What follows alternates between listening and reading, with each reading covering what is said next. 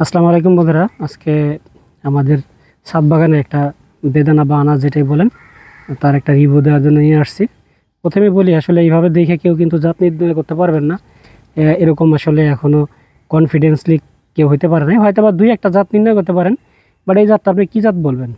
অনেকে বলবে সুপার ভাগোয়া, ভাগোয়া বা থাই বা অন্য কিছু। আসলে তা না, এটা আসলে আর্মেনিয়া। গত বছর আমাদের ছাদ বাগানে ফলন হয়েছিল, এই বছরও ফলন হয়েছে। তো এর ভিতরে একটা বিশেষত্ব আছে যে নাভিটার একটা গুড মানে গিট থাকে।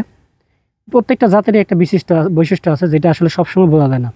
একই গাছে দুই তিন রকম ফলন হয়। তো আমরা এই আর্মেনিয়াটা আজকে দেখাবো। এটা প্রায় 370 গ্রামের মতন আছে। এটা আরও বড় হয়, 400-500 গ্রাম পর্যন্ত হবে। তো এটা আমরা আজকে দেখাবো।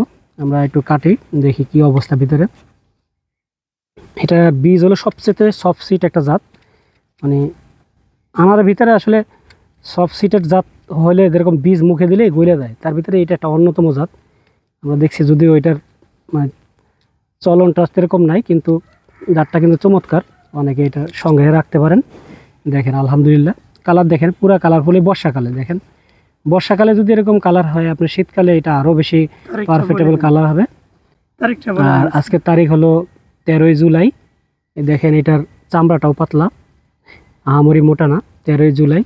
আর দেখেন বীজগুলো একবার পরিপূর্ণ। আর এটা মুখে দিলেই আপনার বীজটা মানে লাগবে না। অন্যান্য আছে না কিছু যে বীজ লাগে মুখে, এটা কিন্তু সেরকম বীজ লাগে না। কিন্তু আলহামদুলিল্লাহ আমাদের ছাদ বাগানে পারফেক্ট মানে একটা ফল আমরা দেখাইতে পারছি।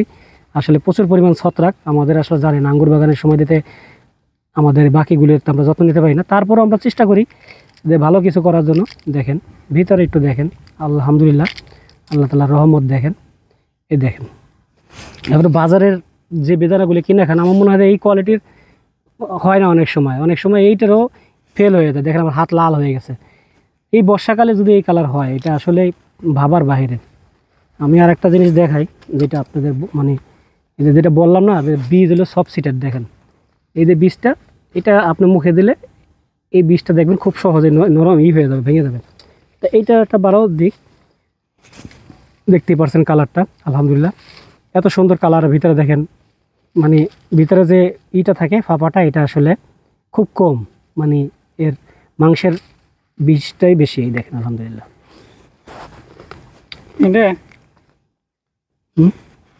তো আমরা দেখেন এখান থেকে একটু অংশ আমরা খেয়ে দেখব।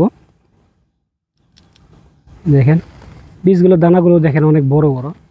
তো আমরা একটু খেয়ে দেখি।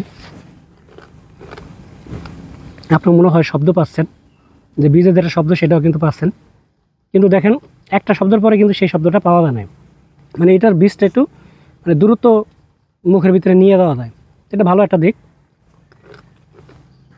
মিষ্টতা যেহেতু মেশিন এখানে আমি আনি নাই, তারপর আশা করি 15-16 নিচে হবে না। আনারে কিন্তু সবসময় বেশিরভাগই 15-16 এর ভিতরে থাকে। আর বর্ষাকালে আসলে 15-16 থাকাটা এটা কিন্তু ভাগ্যের ব্যাপার। আপনার কালারটা দেখতে পাচ্ছেন যে এটা কালারটা চমৎকার।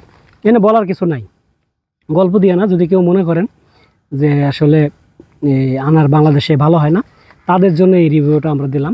তো সবাই ভালো থাকবেন। আর আমাদের নতুন চারা রেডি হইতেছে ইনশাল্লাহ। যদি চারা কারো লাগে, আমরা ইনশাল্লাহ আপনাদের দিতে পারবো এই আগামী 1 সপ্তাহের ভিতরে। সবাই ভালো থাকবেন, ধন্যবাদ।